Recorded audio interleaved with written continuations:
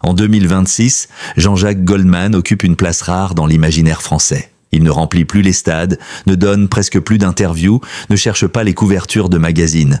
Et pourtant son nom continue de dominer l'affection du public. Fin 2025, il restait encore la personnalité préférée des Français dans le baromètre IFOP pour TF1L-CI, devant de nombreuses figures médiatiques beaucoup plus présentes que lui. Le titre promet une vie de luxe. Maison, voiture, immobilier. Mais avec Goldman, l'enquête impose immédiatement une nuance. Contrairement à d'autres célébrités, son patrimoine n'est pas un spectacle. Les informations publiques parlent de résidences entre Marseille, Londres, Paris ou encore la Bourgogne, mais très peu d'éléments vérifiables existent sur ses voitures ou sur le détail exact de ses biens. Plusieurs médias évoquent ses demeures, mais l'artiste lui-même reste fidèle à une ligne constante, la discrétion.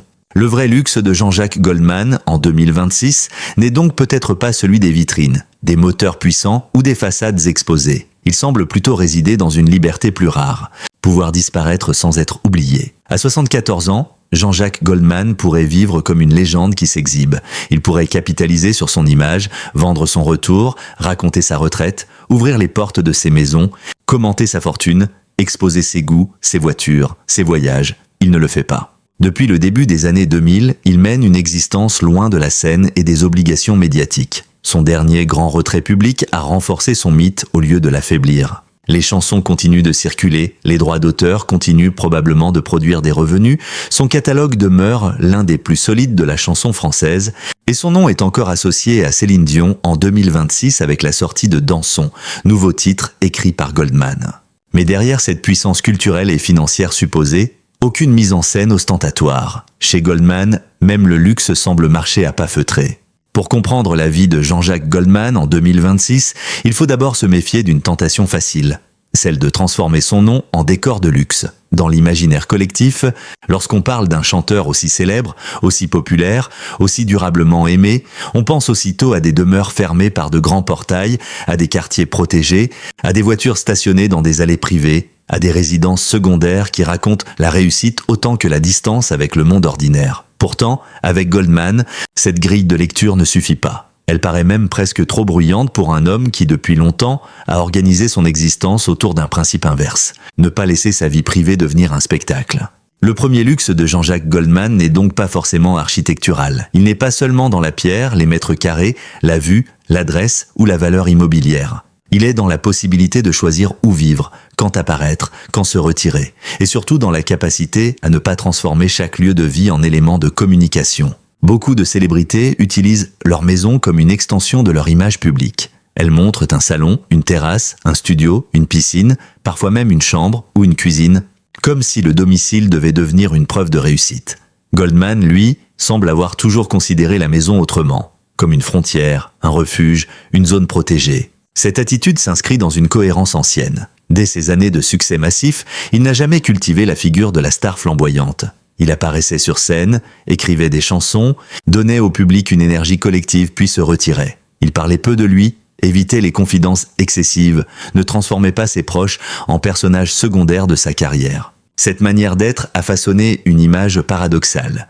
Plus il se dérobait, plus le public avait le sentiment de le connaître. Non pas parce qu'il révélait tout, mais parce que ses chansons donnaient l'impression d'une sincérité sans mise en scène. Dans ce contexte, les maisons associées à Jean-Jacques Goldman doivent être lues comme des signes de trajectoire plus que comme des trophées. Paris, Marseille, Londres, parfois la Bourgogne dans certains récits médiatiques. Ces lieux ne dessinent pas seulement une carte immobilière. Ils racontent les étapes d'un homme qui a traversé la célébrité sans vouloir s'y installer complètement. Paris d'abord reste le point d'origine symbolique. C'est là que commence l'histoire. Jean-Jacques Goldman naît dans une France d'après-guerre, dans une famille marquée par les déplacements, la mémoire, le travail et la discrétion. Avant de devenir une figure nationale, il est un enfant de la région parisienne, un jeune homme qui découvre la musique, un étudiant, un membre de groupe, un compositeur qui apprend son métier loin des projecteurs les plus puissants. Cet enracinement parisien est important car il rappelle que son rapport à la réussite ne s'est pas construit dans le luxe immédiat. Goldman n'est pas né dans l'image d'une vie dorée. Sa légende s'est bâtie progressivement, par le travail, par les scènes, par les chansons, par les collaborations, par l'obstination. Paris, dans le récit Goldman, n'est donc pas seulement une capitale, c'est un laboratoire. C'est la ville où la musique devient possibilité, puis métier, puis destin. C'est aussi le lieu d'une tension permanente entre exposition et anonymat. Dans une grande ville, on peut être connu et invisible à la fois. On peut croiser des foules sans être totalement absorbé par elles. Ce paradoxe convient bien à Goldman. Un artiste populaire mais rarement mondain. Une figure centrale, mais peu présente dans les cercles où la célébrité se met en scène. Puis vient Marseille, ville souvent mentionnée lorsqu'on évoque sa vie familiale plus récente.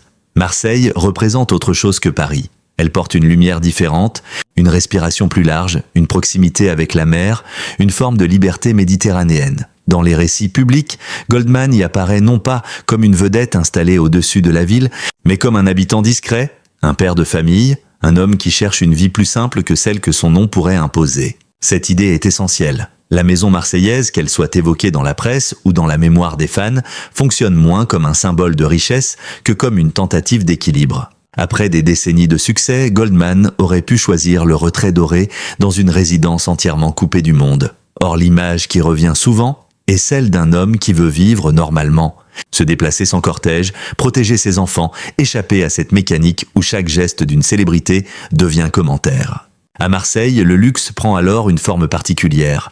Il est dans l'espace, certes, mais aussi dans la possibilité de redevenir un citoyen parmi d'autres. Une ville comme Marseille, avec son énergie populaire, ses contrastes, ses quartiers très différents, ses paysages puissants, peut offrir à une personnalité connue un mélange rare, l'ouverture et la dissimulation. On peut y vivre dans un environnement privilégié sans nécessairement appartenir au décor froid des fortunes exposées. On peut y disparaître dans le mouvement de la ville. Il faut toutefois rester prudent. Un reportage sérieux ne peut pas transformer des évocations médiatiques en inventaire immobilier définitif.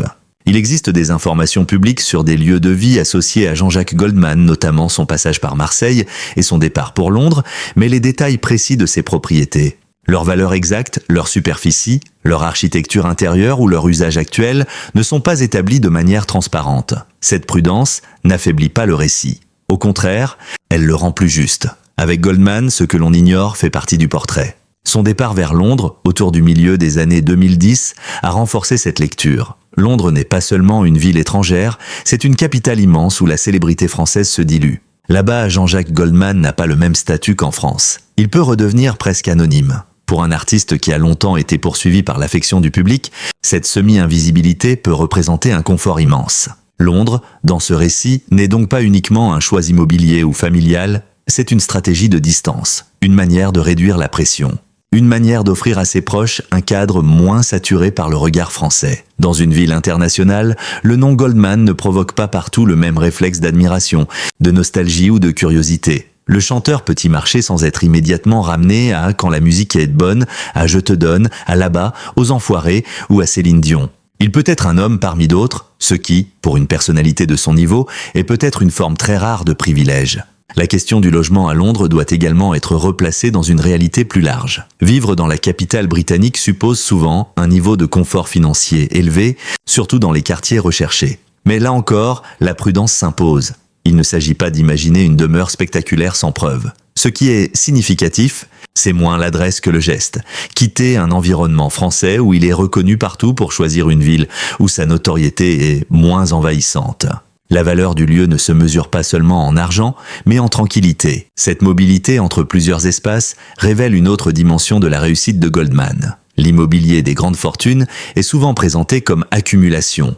Une maison principale, une villa, un appartement, une résidence secondaire, parfois un domaine. Chez lui, si patrimoine il y a, il semble davantage répondre à une logique d'usage qu'à une logique d'exhibition. Les lieux servent à vivre, à se protéger, à travailler peut-être, à accueillir les proches, à organiser une existence hors du tumulte. Ils ne servent pas à alimenter une légende matérielle. C'est une différence capitale. Dans le monde contemporain, la richesse visible est devenue un langage. Une villa photographiée, une voiture rare, une montre, un yacht ou un dressing sont autant de signes que certaines personnalités utilisent pour dire « j'ai réussi ». Goldman, lui, n'a pas besoin de ces signes pour être reconnu. Sa réussite est déjà inscrite dans la mémoire collective. Elle est dans les refrains que des millions de personnes connaissent. Elle est dans la longévité de ses chansons. Elle est dans l'émotion que son nom provoque encore, même chez ceux qui n'ont jamais assisté à l'un de ses concerts. Ainsi, ces maisons, réelles ou supposées, ne fonctionnent pas comme des preuves sociales. Elles sont presque secondaires par rapport à son œuvre. Un autre artiste aurait peut-être besoin d'ouvrir les portes de sa résidence pour rappeler son importance. Goldman n'en a pas besoin. Son patrimoine symbolique dépasse son patrimoine matériel. Il y a aussi, dans cette discrétion résidentielle, une forme de fidélité à son public. Cela peut sembler paradoxal. Comment rester fidèle au public en se retirant? Justement, en refusant de transformer la relation en commerce permanent. Goldman n'a pas constamment vendu son intimité. Il n'a pas construit une marque personnelle fondée sur sa famille, ses maisons, ses possessions ou ses habitudes. Il a donné des chansons, puis il a gardé le reste. Cette séparation nette entre l'œuvre et la vie privée explique en partie la confiance dont il bénéficie encore. Le public accepte son silence parce qu'il le perçoit comme cohérent. Il ne s'agit pas d'un caprice de star, ni d'un mépris, c'est une manière d'être. Depuis longtemps, Goldman semble considérer que l'artiste doit beaucoup donner sur scène et dans les chansons, mais qu'il n'est pas obligé de tout livrer de sa vie. Cette frontière, aujourd'hui de plus en plus rare, apparaît presque comme un luxe moral. En 2026, alors que la célébrité se vit souvent dans la transparence forcée, cette posture prend une dimension nouvelle. Les réseaux sociaux ont modifié le rapport aux artistes. On attend d'eux des photos, des réactions, des vidéos, des opinions instantanées, des fragments de quotidien. La maison, autrefois espace privé, devient souvent décor de contenu. Le salon devient plateau, la cuisine devient scène, le jardin devient studio. Goldman appartient à une autre culture. Pour lui, la maison ne semble pas destinée à être montrée. Elle demeure un lieu de retrait. Cette retenue nourrit pourtant une curiosité persistante. Plus l'artiste protège ses lieux, plus les médias cherchent à les décrire. Plus il refuse l'exposition, plus l'imaginaire public remplit les blancs. On parle de propriété, de quartier, de déménagement, de résidence, possible. Mais au fond, cette curiosité dit moins quelque chose de Goldman que de notre époque. Nous avons du mal à accepter qu'une personnalité très célèbre puisse ne pas vouloir transformer son intimité en récit disponible. Le cas Goldman oblige donc à poser une question journalistique plus large. Que signifie enquêter sur la vie luxueuse d'un homme qui ne veut pas exposer son luxe? La réponse ne peut pas être un simple catalogue. Elle doit analyser un style de vie, une stratégie de discrétion, un rapport au succès. Chez lui, les maisons ne sont pas des monuments publics. Elles sont des silences construits. On pourrait même dire que son immobilier raconte une géographie de l'effacement. Paris, la ville des débuts et de la reconnaissance. Marseille, la ville d'un ancrage familial et méditerranéen. Londres, la ville de la distance et de l'anonymat relatif. Ces lieux forment un itinéraire cohérent. Partir du centre, trouver un espace plus respirable, puis s'éloigner encore pour protéger ce qui doit l'être. La Bourgogne, parfois évoquée dans certains articles consacrés aux propriétés de l'artiste, ajoute une autre couleur à cette carte, celle de la terre, du calme, de la France intérieure, loin des capitales et des foules. Là encore, il convient de ne pas inventer de détails. Mais l'idée même d'un refuge bourguignon correspond à l'image que le public se fait de Goldman. Un homme qui pourrait choisir la simplicité d'un paysage plutôt que l'éclat d'une adresse mondaine. Cette image n'est pas forcément une preuve, mais elle a une force narrative. Elle montre que Goldman est devenu, dans l'imaginaire français, l'inverse d'une star bling-bling. Même lorsqu'on parle de son patrimoine, on le décrit spontanément dans des lieux de calme, de famille, de retrait, comme si la culture populaire refusait de l'associer à l'arrogance de la richesse. Sa fortune supposée ne détruit pas son image de proximité, parce qu'elle n'est pas affichée comme une supériorité. C'est là un point essentiel. Beaucoup de personnalités riches perdent une partie de leur lien avec le public lorsqu'elles donnent l'impression de vivre dans un monde entièrement séparé. Goldman, au contraire, reste associé à une forme de modestie. Cette perception ne signifie pas qu'il mène une vie ordinaire au sens matériel. Il dispose très probablement de moyens considérables. Mais son comportement public ne cherche pas à souligner cette distance. Il ne semble pas dire « regardez ce que j'ai ». Il semble plutôt dire, par son silence, « cela ne vous regarde pas ». Et ce n'est pas le plus important. Cette phrase implicite résume peut-être tout son rapport aux maisons. Posséder un lieu pour lui n'est pas posséder une image, c'est créer les conditions d'une vie privée. Dans une époque où l'on confond souvent visibilité et existence, cette distinction est précieuse. Le chapitre des maisons de Goldman n'est donc pas un chapitre de luxe au sens classique. Il ne peut pas s'écrire comme la visite guidée d'un palais. Il doit s'écrire comme une enquête sur la disparition volontaire. Où vit Goldman ?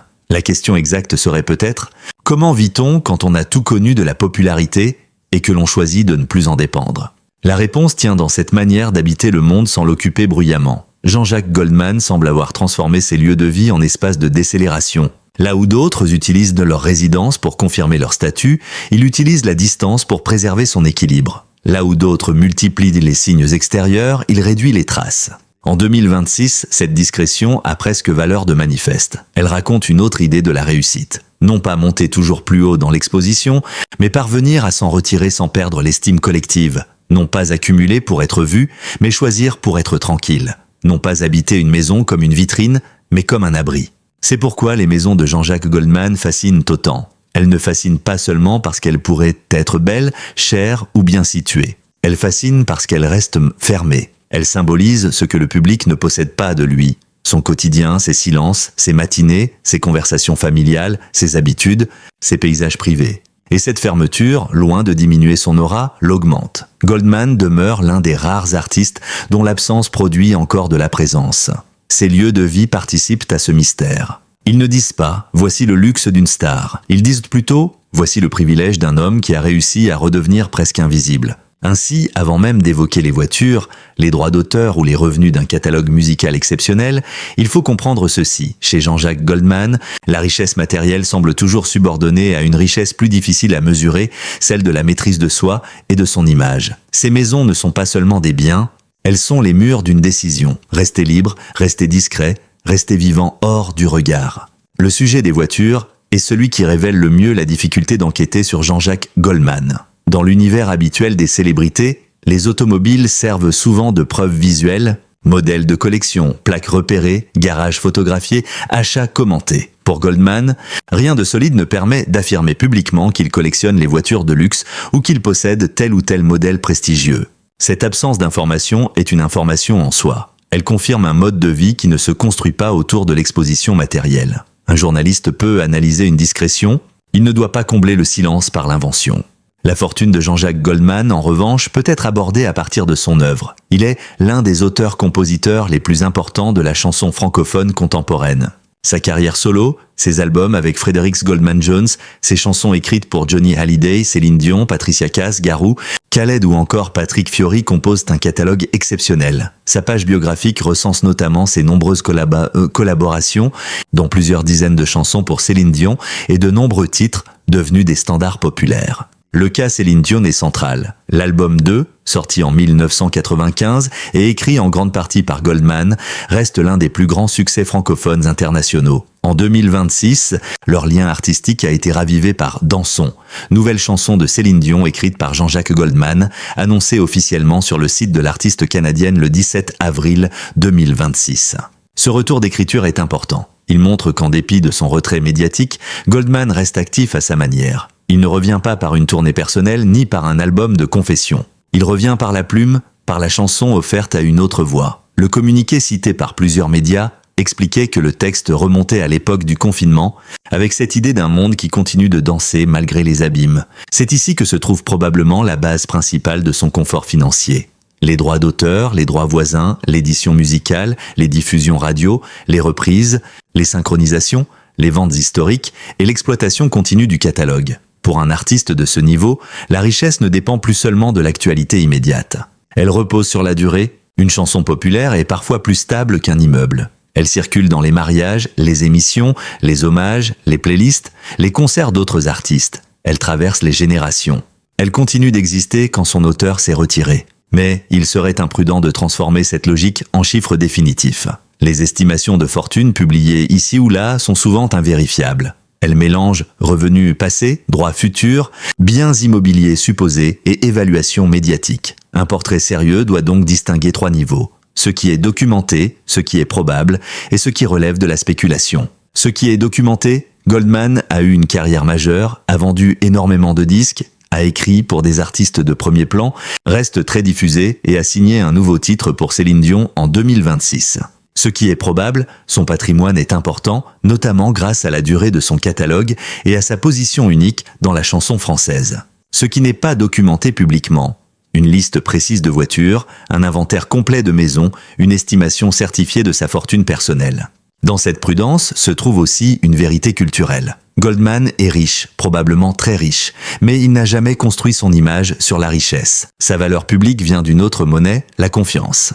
En 2026, la vie de Jean-Jacques Goldman peut être qualifiée de luxueuse si l'on redéfinit le luxe. Ce n'est pas nécessairement le luxe visible des célébrités mondialisées. C'est un luxe d'autonomie.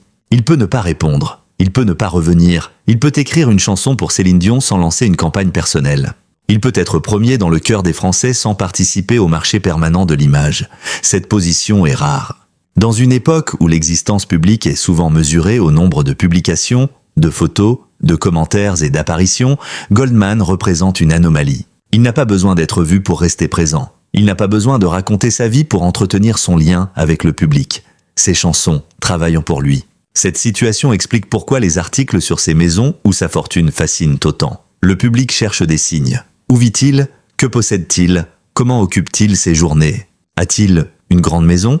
Une voiture discrète? Un domaine caché? Une résidence familiale? Ces questions ne sont pas seulement matérielles, elles traduisent une curiosité affective.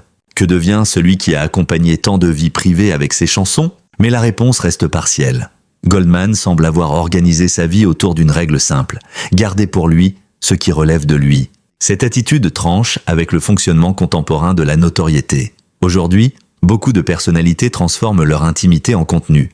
Lui a fait l'inverse. Il a transformé son retrait en protection. Son patrimoine immobilier, réel ou supposé, s'inscrit donc dans une logique de refuge. Ses revenus, très probablement considérables, s'inscrivent dans une logique de travail passé et de droit continu. Ces voitures, si elles existent dans un garage privé, n'appartiennent pas au récit public. Aucun élément fiable ne permet d'en faire un chapitre spectaculaire sans tomber dans la fiction. Le luxe Goldman est donc moins photogénique mais plus profond. Du temps, du silence, de la mobilité, de l'espace, une famille protégée, une œuvre qui continue de produire du sens et des revenus, une réputation intacte malgré l'absence. Ce luxe-là est peut-être le plus difficile à obtenir. Il ne s'achète pas seulement, il se construit par cohérence. Goldman a passé des décennies à écrire des chansons sur les départs, les choix, les fidélités, les blessures ordinaires, les élans collectifs, les vies modestes et les rêves simples. Il aurait pu finir prisonnier de son propre succès. Il a choisi de s'en éloigner. En 2026, sa vie ressemble donc à une contradiction apparente. Celle d'un homme riche qui refuse les signes habituels de la richesse, d'une star qui refuse la posture de star, d'un absent qui demeure central. Jean-Jacques Goldman possède probablement les moyens d'une vie très confortable. Maison choisie, liberté géographique, sécurité financière, revenus liés à un catalogue exceptionnel. Mais le portrait disponible en 2026 ne permet pas de raconter une vie de luxe tapageuse, faite de voitures exposées, de villas ouvertes aux caméras et de dépenses spectaculaires. Ce que les sources publiques montrent surtout, c'est un artiste qui a réussi à conserver quelque chose que beaucoup de célébrités perdent, la maîtrise de son image. Ses biens existent, peut-être, son patrimoine est sans doute important, mais son principal privilège semble être ailleurs. Il peut vivre loin du bruit, tout en restant présent dans la mémoire collective. Alors, selon vous, Jean-Jacques Goldman incarne-t-il le luxe suprême, celui de disparaître sans être oublié? Pensez-vous qu'il reviendra un jour davantage dans la lumière, ou restera-t-il définitivement cette présence discrète que les Français continuent d'aimer?